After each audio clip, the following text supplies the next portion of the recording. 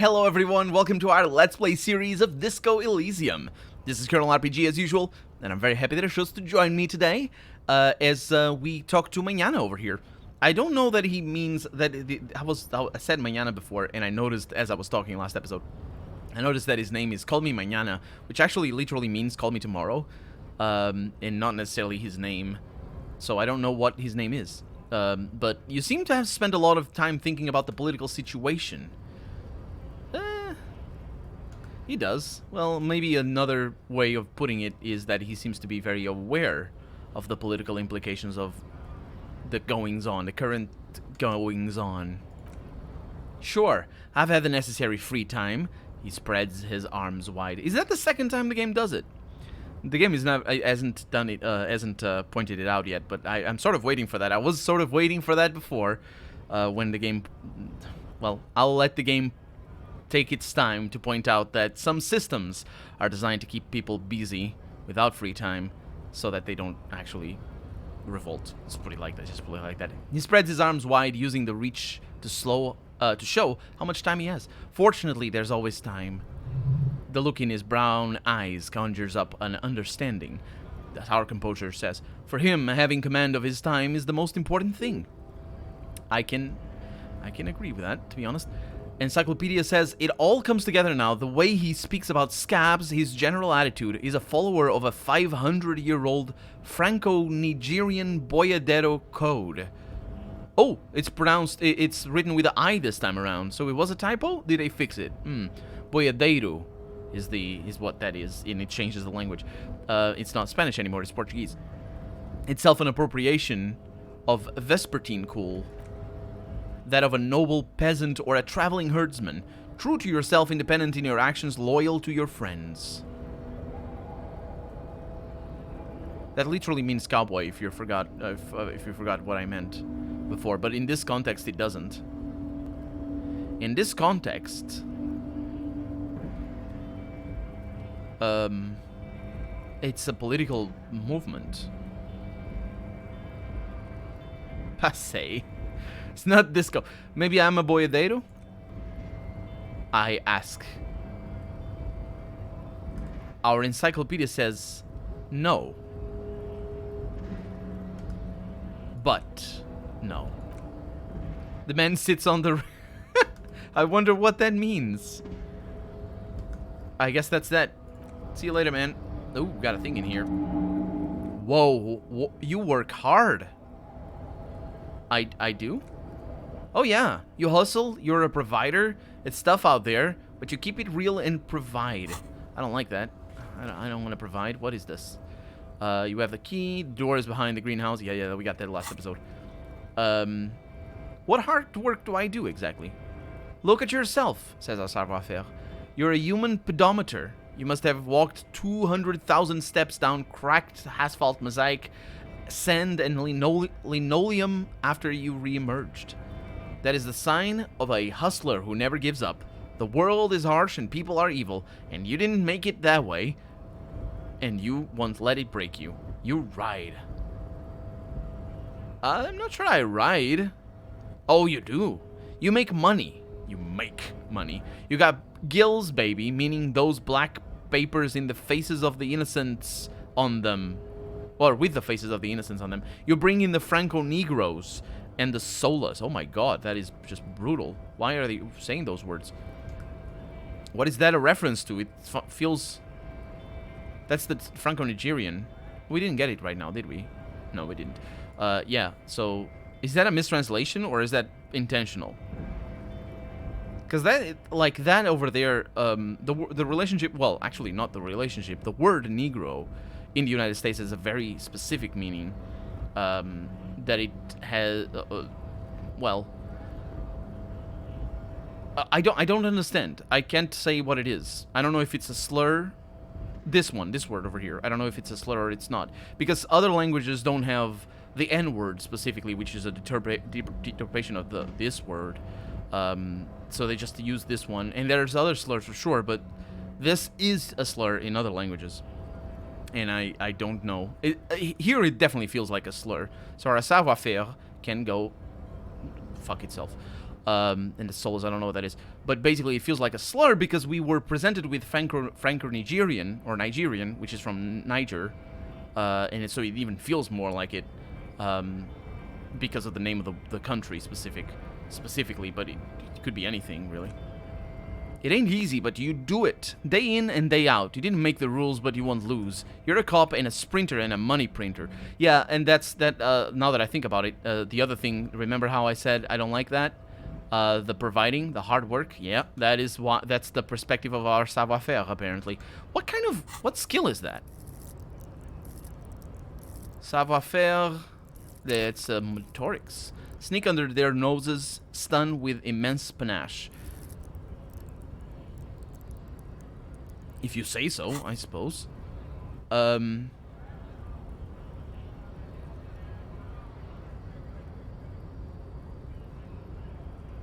this is stealing. That's basically what it is. Look at the options here. You could say I took some money from that Mañana guy too. Ooh, no, that's even not that. Is that might be in relation to the whole thing about time is money, which Mañana wasn't really talking about, but time is money is such a capitalistic, or so closely related to capitalism specifically, that it's something like it's a very what I mean is it's a very political statement that is often not seen as political, but that's sort of the nature of pervasiveness of anyway, the systems are what they are. The point is, I don't know what that is. Let's say this. Let's see if it is. You didn't log that in as a donation either. You don't log any of that shit in. You're a straight writer.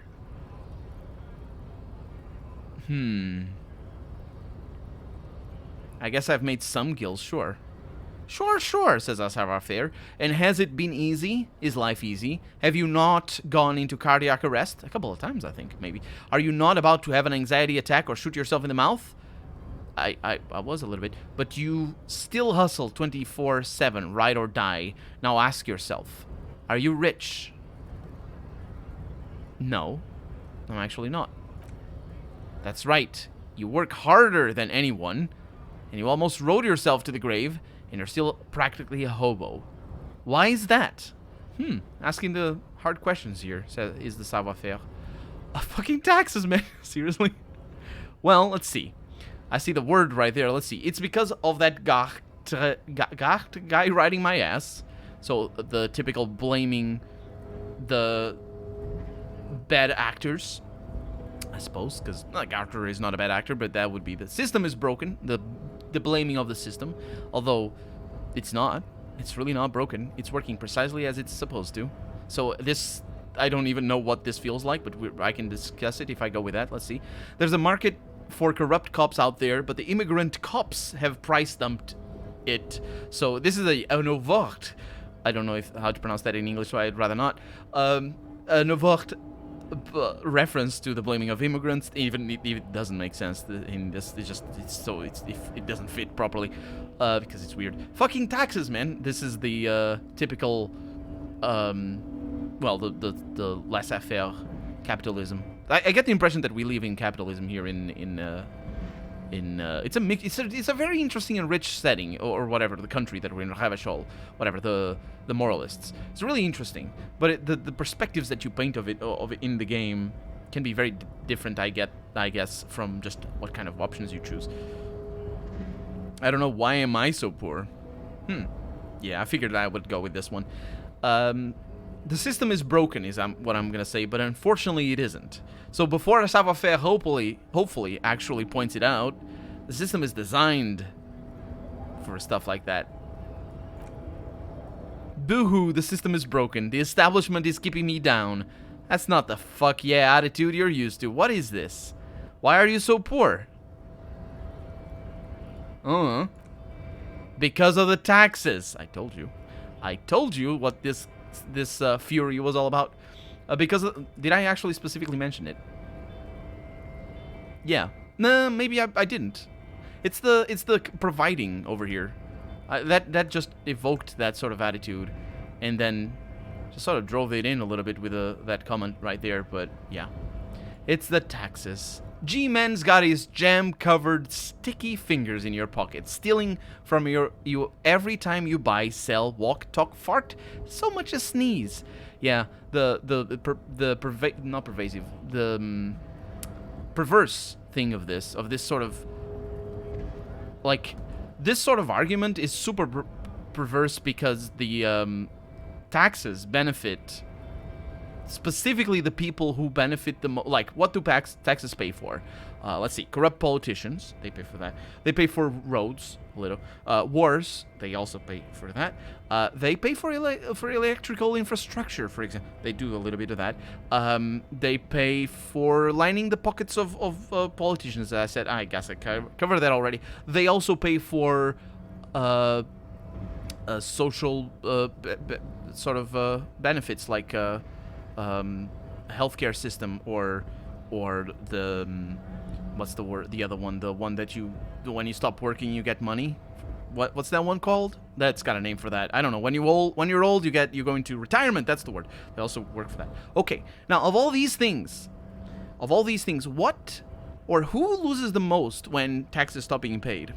The corrupt politicians, or the people who rely on the roads and the social structures? I mean, depends on how much you spend on each, I suppose. Depends on how much you're lining the pockets of the corrupt politicians, for sure. But even if it were 90% for corrupt politicians and 10%, I get the impression that the corrupt politicians are going to be just fine if taxes stop existing.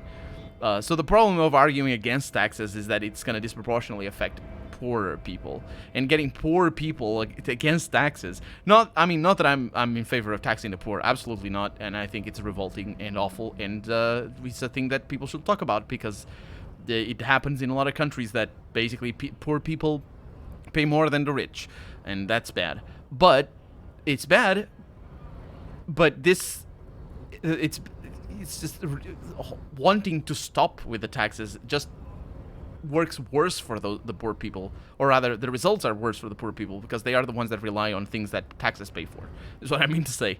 But Savoire Faire over here, if you're stealing, you don't need taxes, you don't need to pay taxes, you don't need to receive anything, you just steal, it's fine. G-Man's got his jam-covered sticky fingers in your pocket, stealing from you yeah, I said that already. Every time I sneeze, I ask, and Savoire Faire says, every time you wipe your ass. They got their direct and their indirect mode of taxation. Sales tax, which I don't think exists in every country. It certainly does here in Europe, for sure. And I think pretty much everywhere in Europe. It says it works in my country. I think so, everywhere in Europe. It's called VAT, value-added tax. And it's a complicated tax.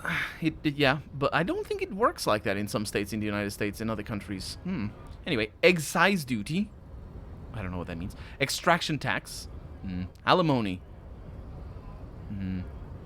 I don't know what that is.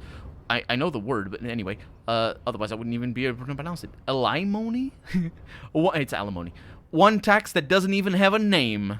Plus, there's the stuff people in other countries pay for that makes them ask for more money than you here. Total tax duties add up to 98% of all your money.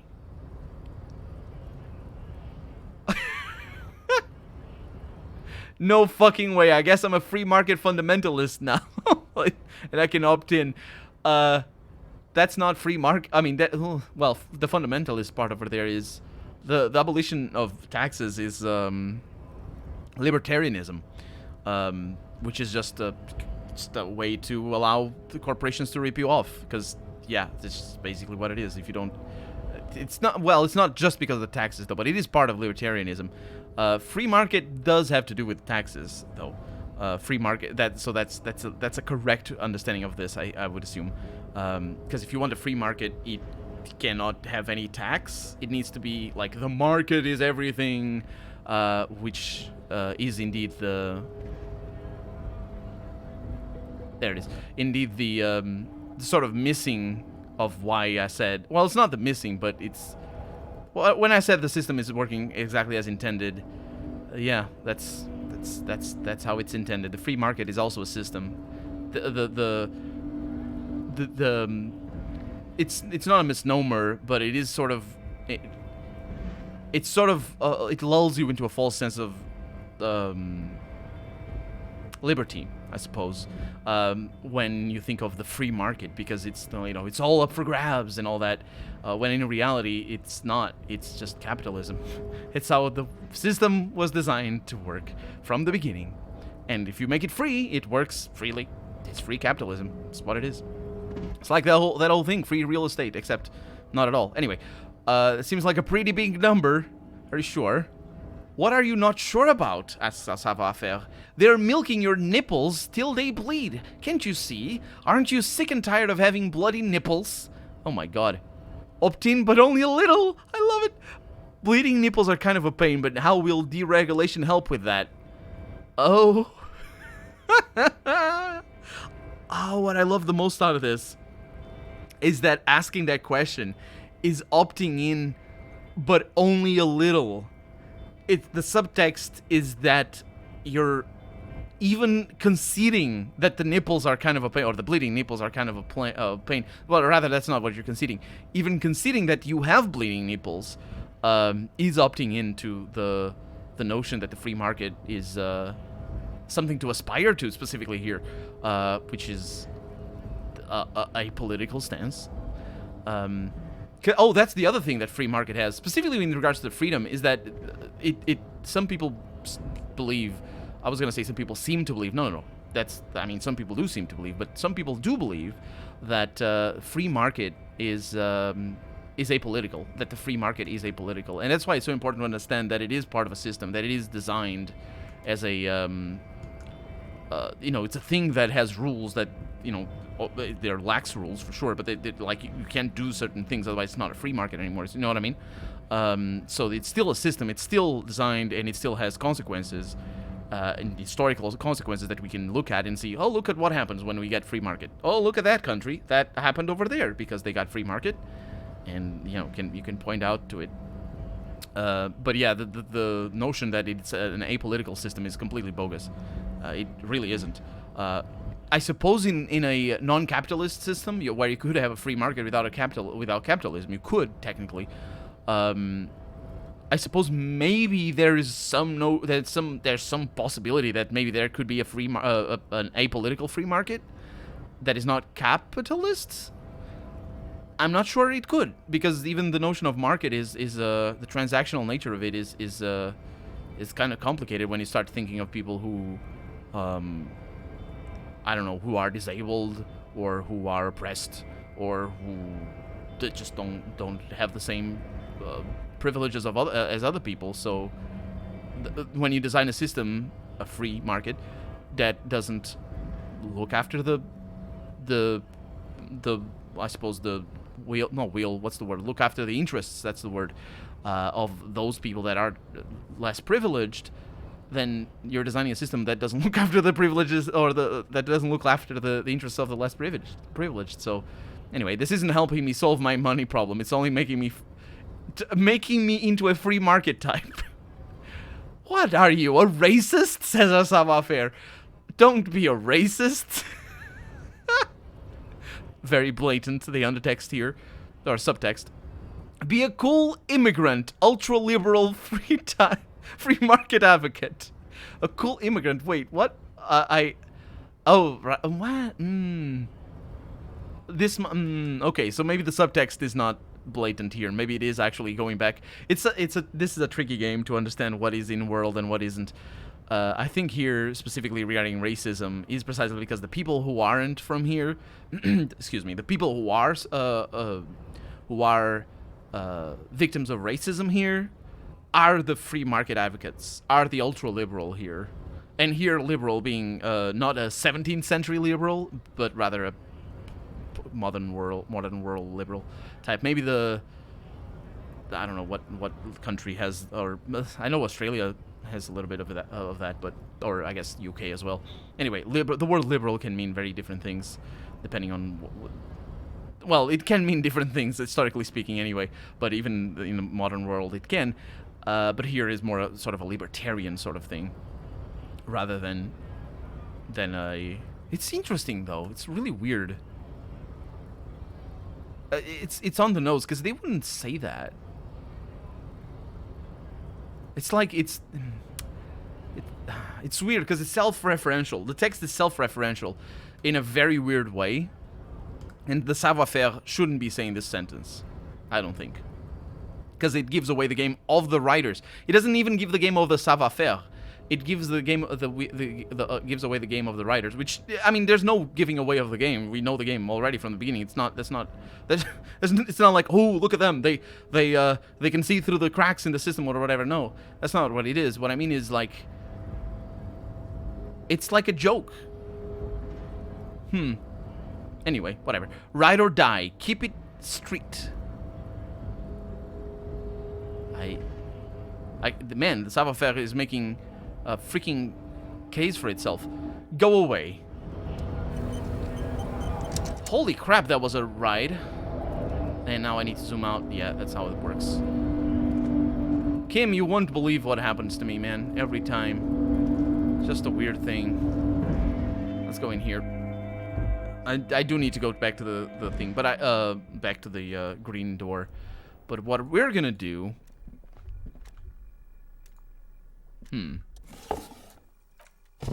Shouldn't that be yellow? Whatever. But what we're gonna do... Oh. Did I not mess with you? I think I did. Yeah. And also with that thing up there as well. What we're gonna do is we're gonna try and go for the crane. And hopefully the crane works to get the body down. Because nobody's gonna help me. Let's just be plain about it. And once the crane is down, or once the body is down, then I will go for the other place. I wonder if I can... Yeah, this is... How did I... Oh, this soundtrack, by the way.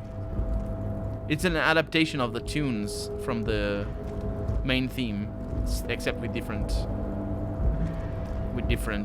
instruments, I suppose. It's really interesting that it is. Okay, so here goes nothing. I don't know if I'm gonna die or not. Allumer entendre. Oh wait, wait. A rusting control panel. 2 buttons marked Allumer and entendre are faded. On, yeah. With a loud grind, the crane shifts overhead, moving a massive metal container through the air.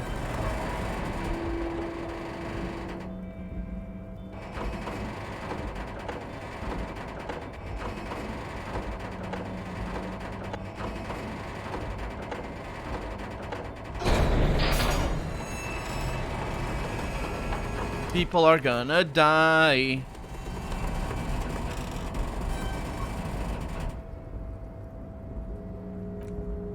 And with a surprisingly quiet thunk, the crane places the container down. This crane was built with a purpose, which has now been fulfilled. To move this container. What's inside the container? Who can say? All you know is it's special. Kim says, I can see how that was worth the ruckus. I can't see. He cannot see. He looks at the crate, except for seeing the crane in action, which I admit was satisfying. The crane does not return to its original position. It does not move at all. Yep, that's the on and off. I disabled the crane. So I don't know what that did, but it definitely didn't do the thing I thought it was going to do.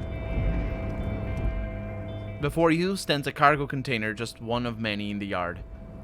Kim, I think there's something about this container. The lieutenant sighs. Is this like your thing with that wall again? Oh yeah, that wall. I forgot about that. Maybe. I can't tell. I think we should investigate further. You do, he says. Because I don't. What? Why not? There are a million containers here. Why are you fixating on this one? Well, because it was hanging from the crane. You just picked one out because you wanted to interact with a cargo container. He says, we're not here to interact with containers. We're here to talk to the Union, right? You attempt to turn the handle, to no avail. The doors seem to be mechanically locked. To your left, the lieutenant considers your actions with some puzzlement. Well, nothing more to do here, for now.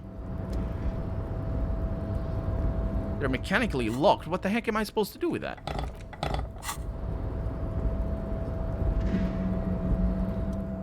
Can't do that.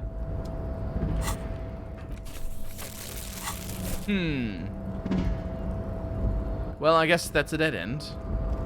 We do need to talk to Everard, though. I mean... what? Wait, what? What? Oh, it's through here. Okay. A little bit confused about where to go, but... I suppose I got to check what was on the other side. If there was indeed anything on the other side.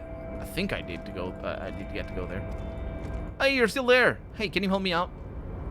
Oh, hey, mister. I need to be back to talk with O'Lear here. Yes, I did. Yes, I did. It's like Lady Larisse said when she opened a bathhouse in the basement of my apartment building. They can only get so far before they're aching to get back. And a lot of folks really did keep coming back. Are you the Leo who wrote the note to make more banners? Oh, yes, yes, he replies excitedly. I leave all kinds of notes for myself. That old head of mine ain't so good at keeping things in no more. I almost forgot about that borscht. What was that about the borscht? Oh, yes, I've been taking special whirling borscht to the men every day since the strike started. The little guy chuckles merrily.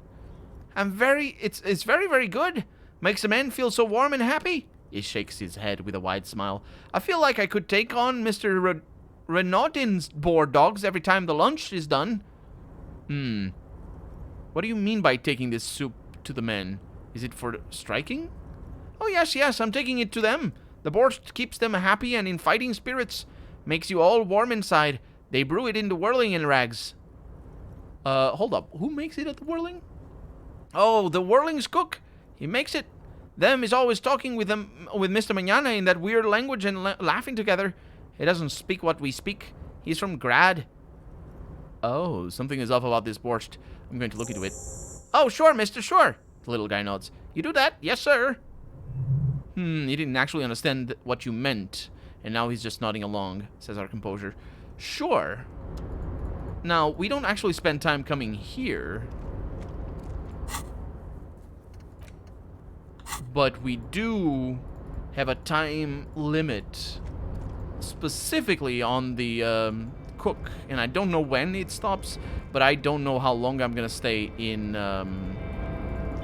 talking to Everard. So I'm gonna say that Everard can wait. We can start our conversation with him whenever we want. We can come back up here, no problem. Especially if I need to do this journey off camera, it's not a problem. But as for the cook, that's a different thing.